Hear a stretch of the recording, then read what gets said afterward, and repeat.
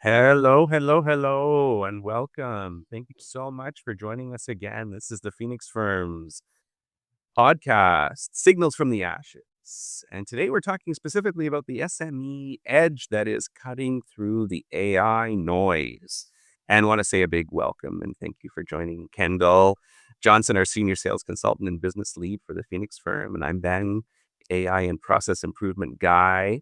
And like I said, talking about cutting through the AI noise. And you know what, Kendall? This is an everyday thing, isn't it?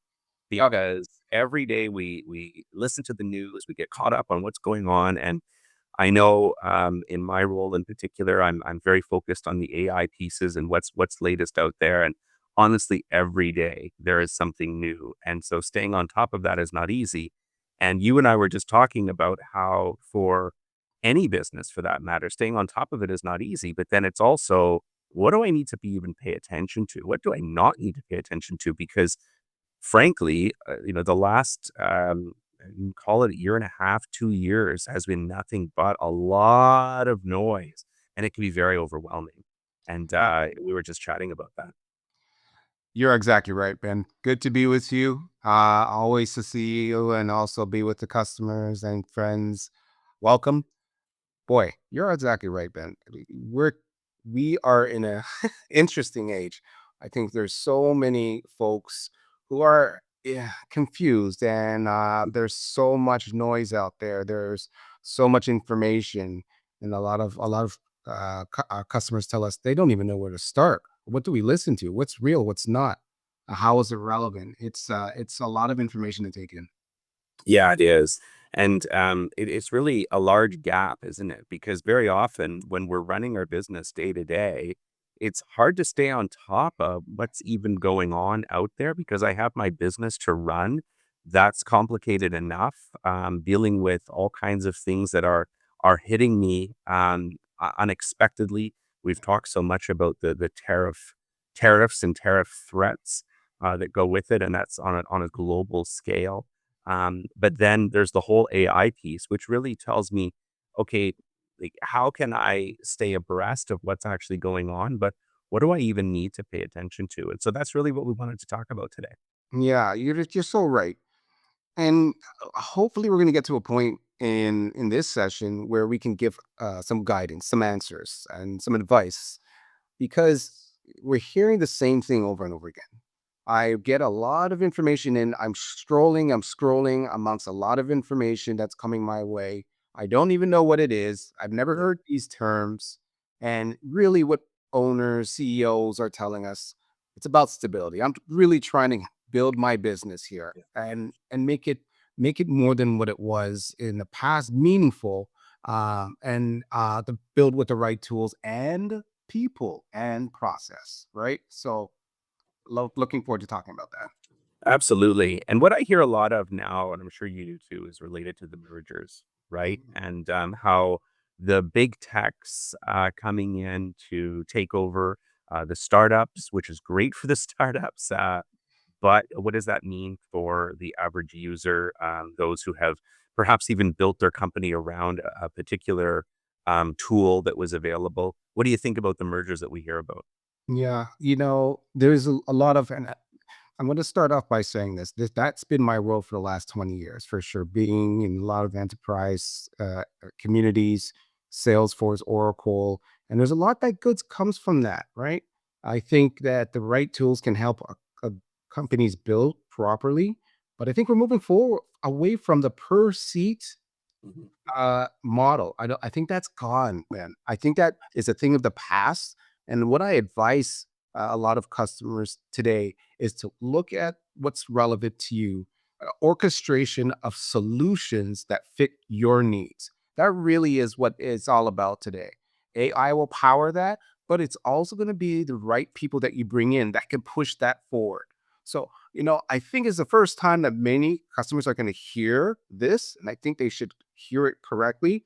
Is not just the technology that you're bringing forth, but the right people that can push that forward. That is, in my opinion, the right avenue that you should be taking, the right path you should be taking for it.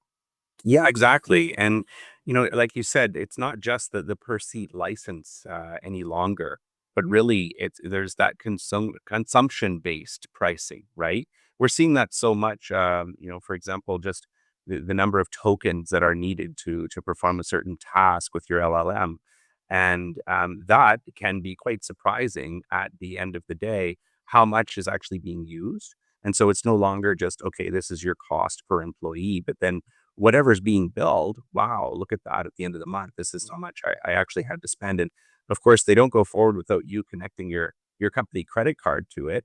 And so you won't exactly see it unless you're staying on top of it day to day, what you're even spending on it or how much usage that you have. And then, of course, you can get various APIs that, this API speaks to this LLM and this API, et cetera, et cetera. And so by the end of it, now I've got multiple components of it, and it can be quite like less predictable as far as the cost is concerned. And again, it depends on how it's built. So, when we talk about mergers now, does that mean that cost is going to go up for all of this? What do you think? Potentially, potentially. And I think there's three things that I think about when I think about mergers. Is one, why has that happened, and what's the benefit that that brings to the marketplace? If that doesn't necessarily mean that that is the end goal for the merger, no. Of course, in a lot of cases, that's the end goal for the shareholders. And certainly a lot of value can come from that, but number two, that also means that you've got to be aware of the technology that you're encompassing, right? I think you said it best: one wrong move, and that sours the entire salad. And on that note, I really think customers are really not about the ingredients, right? They want to know the end result. How does the salad taste, right? Does it make sense, right? Is it palatable? And a lot of the mergers, right? And there's some a pretty large one that we're going to speak on.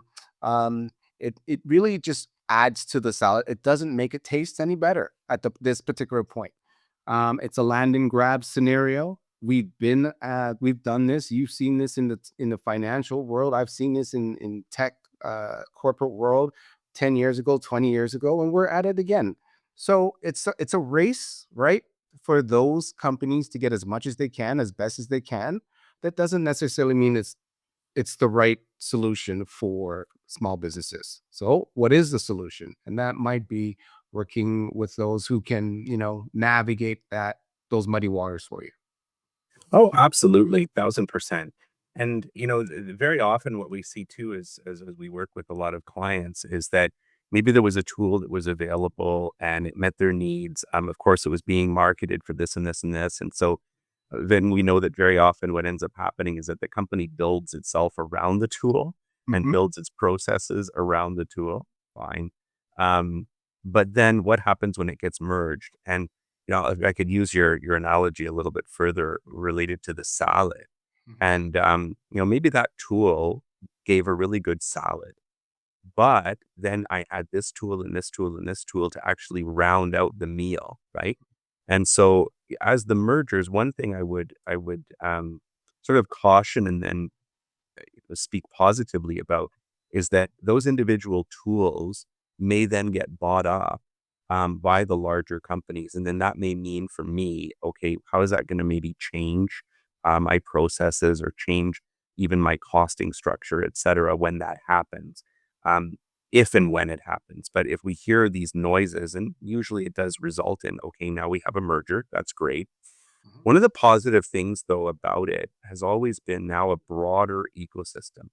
And what I like about that, though, is that, and I think is a real positive, is that instead of now a salad, now we have a smorgasbord, Yeah. right? A full uh, options as far as what else is there, and now I can go here, go here, go here, and connect through all of it. Um, and so the value of that is perhaps it gets easier for me to connect. Maybe I rely on less APIs to connect and make sure that my tools talk to each other. Um, but it, the end cost may be a little bit higher than what I was paying before, but I have perhaps less complexity because I'm able to go from one tool to the next a little bit easier. Again, the downside though is I may be now in an all Google world, or I may be in an all Microsoft world, and I'm reliant on that growth so that I can move my business forward as well. And I'm reliant on all their pieces. When and if I want to make a change, that could be complicated. Or even an all US world or all China or all India, right? The world is very different. And you're exactly right. You're exactly right. That tech stack means so much more and so different today. The right decisions speaks volume. You know, to me, it starts with, what am I doing on Monday morning? What is the action plan? What is the end goal that I want at the end of the week? What do I want my technology and my people to have completed? And that plan is a North Star. It should be uh, the game plan that you want to start with. Technologies is going to change, and as you say, really, now you're banking on a whole ecosystem, if you Yeah. will, community. You want to know that community is thinking like yourself, like-minded, right? And there are some that are better than others historically in being more customer centric. I'll leave that for folks to decide when they think about systems they use today. For example, yeah, Google or Microsoft, right? Mhm. Yeah. SAP or Salesforce, and people have opinions. Um, but you said something so important, right? The tools that they acquire means that much more, but that really is it's attached to that overall goals that they set. And so, to me, that's not something that you want to worry about. I think you do want to understand the ideology, but really compare that to your own goals, and those are for both forever changing. So that's what you want to monitor, right? How much of it is it meeting what I need?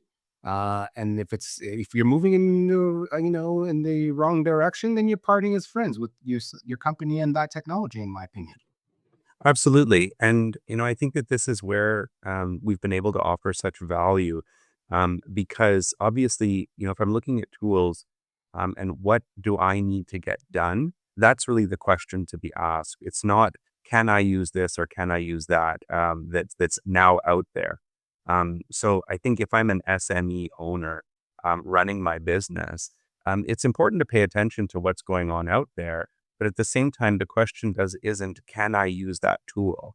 It's really, what do I need to do? What am I trying to do? What is my goal? Period. And that's where it simplifies, right? And so that actually helps us make the right recommendations that could last a longer period and get the job done. Because really, getting the job done, you may need to think outside the box and not just on a particular tool itself. Um, and when we need a tool, then it's that analysis and that research that says, okay, well, how are we connecting to it? And if it does get bought out, great. Okay, so what happens and what are the advantages and disadvantages to it? And that's where I think that, yeah, you don't need this ongoing, but when you do need it, there's such value in having those conversations. Yeah, so true. So I mean, let's put pen to paper on what this actually means, so people can really understand, what is likely the best course of action for the new world. And you said it best. The first thing is the data. I'm glad you mentioned it. If your data isn't where it needs to be, and in a place where it should be, independent of tools, honestly, then I think that's a concerning factor for many organizations. You really got to get a hold of your data and make sure it needs to be where it needs to be. Um, in my opinion, the second thing that you would want to do is, as I say, make sure that the APIs that you're sharing are in such a fashion. If you need to make a quick change, you can do that, right? That middleware, those APIs need to be organized in such fashion, right? Gap analysis is so important, right? In my opinion, it's late work, it's important, right? But it's not easy and likely not cheap, but needs to happen. That's just the reality of it. Yeah, Uh, and in my opinion, the next thing you want to do, and you said this, right? You, you may want to bring in somebody who's going to come in and say, "Hey, you know what? It all sucks, but this is what we need to do." I mean, and that's just the truth of the matter. Like a good consultant can come in and make sense of a lot of your world. They can point out, what's important to you and what systems might work, and it may surprise you on the answers that you give, but I think you get that assessment, and more importantly, they're going to itemize, you know good, second, and not where we want to be in the next 5 years, right? And then from there, it is like you said, it's monitoring and making sure that what is aligning with your goals is aligning with the progress of the tech stack that's growing within your organization. absolutely. And that's just it, is getting back down to the basics of what the organization does. What are we trying to accomplish? And okay, so now I come in and I sit down and I'm happy to have this conversation with owner A or B. And okay, so just this morning I heard all about the wonderful things that Claude now Moltbot is doing, Kendall. And but the sounds of it, I can create my own agents, and that's what I think we need to do. So talk to me about that. Right? I mean, let me start by saying this, and I'd love to get your take on this. I love where we're in that point where we're talking about two separate systems, same name, used to be different systems as well. I'm sure you could talk more to what they do in a moment, but just to confuse owners even more, right? Yeah. And then the question is this something that they should even be thinking about? Are they even ready for an independent AI system, and how does that benefit them? Yet, if you turn on many channels, tech channels, that's the first thing that they see. And so I love that where we are from a technology standpoint, where we're advancing not just by quarter anymore, not just by month anymore, but week by week. But I think it goes back to, is that important? And you had a chance to take a look at it. What is your thought on the whole Claude uh, scenario? Well, yeah, I think it's very interesting, and I like to stay on top of it because that's my job. And I'm passionate about it. But I've always been so happy to see us going in this direction. I say us, but technology globally going in this direction of building agents and agentic AI. And we're almost there. We're almost there. And I think that this will have a very significant shift on how businesses run and what needs to be done. There's a lot of positives and negatives that we could talk about all day, Kendall.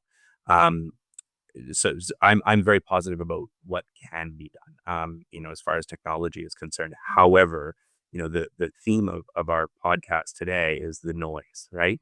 Mhm. The cutting through the AI noise.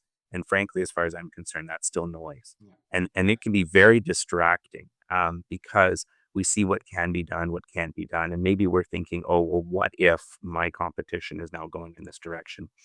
Um, so far, it's noise and it's not clean. So we have to be very, very careful that at this stage of whatever is being built, that as we talk about data, as we talk about my information getting out there, the security of it all, the molt bots of the world aren't there yet, and they're still experimenting with all of these. And so I think we need to be very, very careful with what we're allowing in the operation, so that we don't just over invest or over yeah, even investing our time, in our research into these things. And frankly, that's my job, and to be able to share, okay, this could perhaps help or not. However, when we go down that path of, okay, agentic AI, do I or don't I? One thing I would suggest to any SME out there when they're making the decisions, um, we're always looking for, okay, now I need a new laptop or now I need a new server. And as we go down the path of AI, and we'll continue to go down, the former standards for what I was looking for in those machines has changed. And now I'm looking at, neural language processing, and the tops categories, and how much transactions can be completed at once, and then also how much security can I put directly on it without having to go outside on a regular basis. Again, these are pieces that I think are important. Um, but to stay on top of all of this stuff, you really do need to have the right person at the table to guide on all of these things. And then once you make that decision, you can, I wouldn't say future proof, but at least get yourself in the right position to move forward longer term. Yeah. Yeah. No question about that. Right person with the right skill set who is aware of what's happening and so that you can manage the business and keep growing. That to me, I think sums up everything that we're speaking about today is not only will there be more technology, but that means there's going to be a lot more noise, right? And you don't want to get distracted by that noise. So you want to put measures in place, people in place that could help and make sure that you're continuously moving in the right direction. Absolutely. Yeah, absolutely.